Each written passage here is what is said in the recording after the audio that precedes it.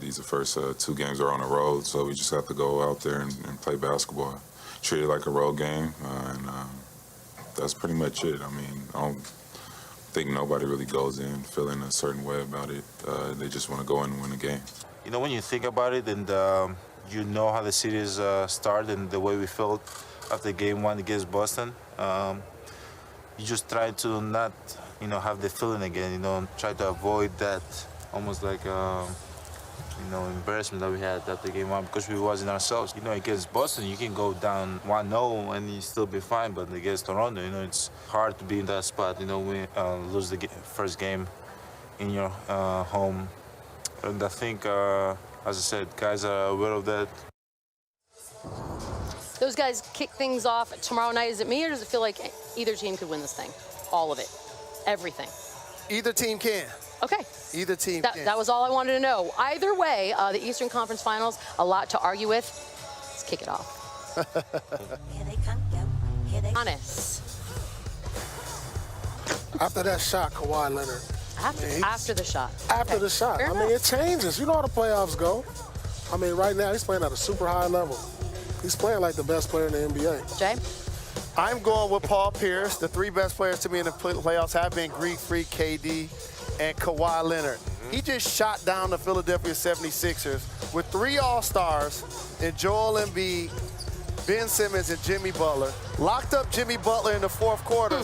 And had a grown man on the floor crying, hugging one of his teamites before he left the building. I'm going with Kawhi Leonard. And San Antonio. Chauncey. Oh, man, this is something that I argue with my boys all day, back and forth. I'm going with Kawhi. Okay. I've been with Kawhi all year long, arguing with the guy have. to your right. But I'm happy to see he's turning the corner. Well, I mean, but it's a tough call. you got to see what he's doing. It's a tough call. It's not easy. Oh, it's not easy. But you can't just change people up every 2 when days. you make one of the greatest shots in playoff history. But you act like you didn't know he could do that. I mean, a lot of guys in this playoffs can do it. No. It's about doing it. It's somebody that did it. You started off this season forgetting who Kawhi Leonard was. I yes never or no? forgot who Kawhi you know Leonard what? was. I'm not gonna argue. It's like when you People get are older, watching. you see him historic. I love when y'all have y'all brothers. Better second option, Siakam or Middleton, Paul? I didn't hear the question. Ask one of them. Fine, Jalen. I'm going Middleton because he can knock down the 3. He could be a guy that consistently stretch the defense. Pascal Siakam struggled actually shooting from the perimeter in the last series, and he lost his confidence a little. I'm going with Middleton as well. He's an all-star. Today, Chris Middleton, for sure, best second option. But Pascal is most improved player. True. Want to throw one in? Yeah, Chris Middleton. I mean, he has a bigger body of work. Fair enough. I mean, last year in the playoffs, this is Siakam's coming out party. Middleton has done this for a couple years now. Tougher home venue, Toronto or Milwaukee? I don't know. I never had an opportunity to play in Milwaukee because they didn't make the playoffs that many times when I played. So I'm going to say Toronto. They have one of the best crowds in all of basketball by far. I actually got a chance to play against Milwaukee early 2000s in the playoffs. But the answer to this question is easy. One has a state representing for it. The other has a country. Toronto's the answer to this question. I agree. I had the pleasure of playing against the Bucks in the playoffs the year we won it. But I'm going Toronto. By the way, can we just point out that Paul changed his mind? I changed my mind. And then First I you said had said Milwaukee. I mean, what are you doing? You got me rattled right now. I'm rattled. By the way, rattled. so everyone judging at home, that wasn't our fault. That was rattled. his fault. She got me rattled. Better motto. Ooh, I love a good motto. We the North or fear the deer? Well, since I've been disappointed in Game of Thrones this season, fear the deer. Fear. Okay. Chauncey and I don't care about Game of Thrones. Don't plan on watching it, especially they're going to sneak Aaron Rodgers, a great quarterback, on there. You didn't know. I'm going We the North. We the North, same thing. All right, fair enough. Jalen, I want you to start this one. Who takes the series? I'm going Bucks with home court advantage and Giannis in 6. 6. Kawhi Leonard had to carry so much of the load in the previous series. Chauncey?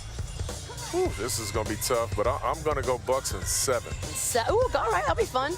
And 7. by the way, I like 7. I preface this with, I am sorry for whatever's about to happen. Paul, who wins the series? Since I've been missing in Milwaukee all this time with missing signs, and I've given so much hate or gotten so much hate from Toronto, I'm going to go Toronto on this one. Wow. How many you think? Surprise. Kawhi Leonard is playing the best basketball. I'm going with Kawhi Leonard and the Toronto Raptors. Oh man, the entire country just In went. Oh. 6. Wow. In 6. Wow. Fair enough. There you go. Mr. Damian Lillard, 15 career 30-point games in the playoffs. That's the most in Trailblazers. Them the new Dame Leonards. I need a pair. Logo Lillard. 3 stripes. Such a good Oh, name. no, I'm good then. Yeah, I thought that 3 was stripes. nice. I thought that was Put nice. them on your feet. Got on No, I some can't do it. tights. I know Jalen can't do it. To NBA Countdown, presented by Mountain Dew.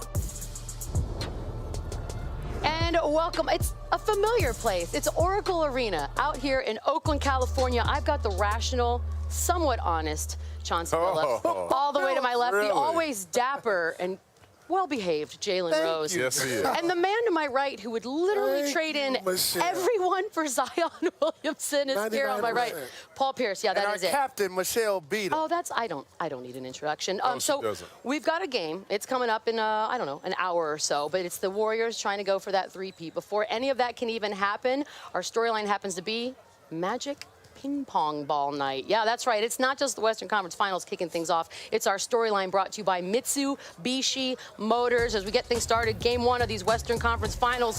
It's straightforward, y'all. Kevin Durant, cooking right along, best player in the playoffs, still sidelined by that calf strain that knocked him out of Game 5 against Houston. He's going to be reevaluated Thursday. That's before Game 2. Now, Portland has to win this series, and if they can, they have to win one here at Oracle.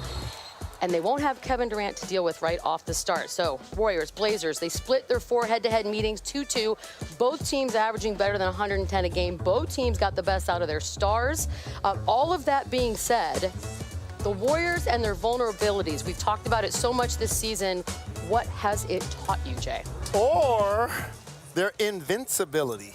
When Kevin Durant's playing, nobody in the West is beating this basketball team. I want to give props to the teams in the East, like the Toronto Raptors and the Bucks in particular. Hopefully they can push the Warriors. But him being out, I think, allowed them to go back to their original roots. When Steph plays and KD doesn't, they're 27-1. That's crazy. He's heard the chatter about it being KD's team.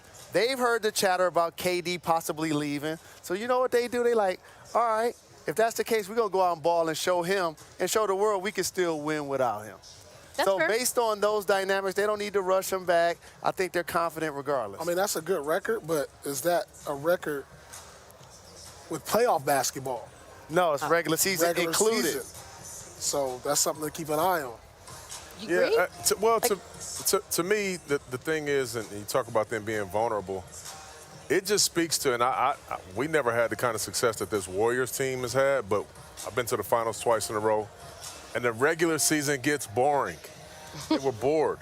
Now you see them turn it up a little bit in the playoffs, in these playoffs, and Steph get 0 points in the first half and almost 40 in the second half. I mean, they're playing for something now, and that always is just a different beast. So to me, I still feel like, they're the best team out there. We'll see if KD comes back healthy. Right. But they're going to need him to come back healthy. So you feel like if KD doesn't play a couple of games in this series, that Portland can win? I do, because I think it's closer than you think. Because, for one, I think the backcourts are a wash. And the one thing that Portland... I can hear America right now writing this down, Paul. I mean... Just letting you know. You got to give credit to Damian Lillard. Damian Lillard was a first-team All-NBA player a year ago. Yep. That'll be Steph this year. So these guys are neck and neck when we talk about talent and scoring. C.J. McCollum has played like an all-star. Fair. Klay Thompson is an all-star. So they're not far off from each other. Now, the difference is going to be the role players. Now, if KD didn't play and Rodney Hood would have been in this game the way he's been playing, I would have favored the Portland Trail Blazers. But since Warriors have home court advantage, it can go either way. Okay, wait. So we just know. came off of this Houston series, right? Yeah. The one that you guys all said Houston was going to win, but that's neither here nor there. That being said... Said they were going to win that game. Okay, sure. By the way. What does Portland have that's different that will pose some sort of a problem to this Warriors team? Structure. The Houston Rockets, they play isolation, like pretty much pickup basketball, and just shoot threes the entire game. This Portland Trailblazer team, they have structure. They move the ball strong side to weak side. They move their bodies. They move, They run plays, actually. Defensively, they have concepts. They have principles. They make adjustments, as opposed to Houston. And this is no shade at Houston. This is just the truth. They just switch everything on defense, and they just run ISOs on offense. To me, that's no real way to play. This Trailblazers team, they play the exact opposite. How about this, Bees? And Paul just touched on it. They have two guys that can get their own shot and score 40 tonight. And they're not afraid of the moment. Regardless of pick and roll, they can do it in the half court. They can do it in transition. They can do it against bigger defenders. They can do it shooting mid-range, as CJ proved in the previous games, and they both are fearless. And when you have two guys like that, they become wild cards, especially one of those guys who's born and raised here. Okay, Dame Lillard has his highest points per game average against any team is the Golden State Warriors. Do we have an X factor for Portland? You know, to me, and like Paul said, I'm not sure of how healthy Rodney Hood is. He would have been my obvious guy. But Evan Turner is a guy who stepped up Game 7, played really big in Denver. 10 they points depended on him. If they start trapping Dame and CJ, he's a guy that can make plays, you know, if he gets the ball in his hands. So they're going to need him to make some plays if this guy, Rodney Hood, I think it's Enes Kanter. I really think he has to have an inside presence. You know, that's one of the holes that Golden State has, is you got to be able to take advantage of offensive rebound, which he does well, which he does great. You got to take advantage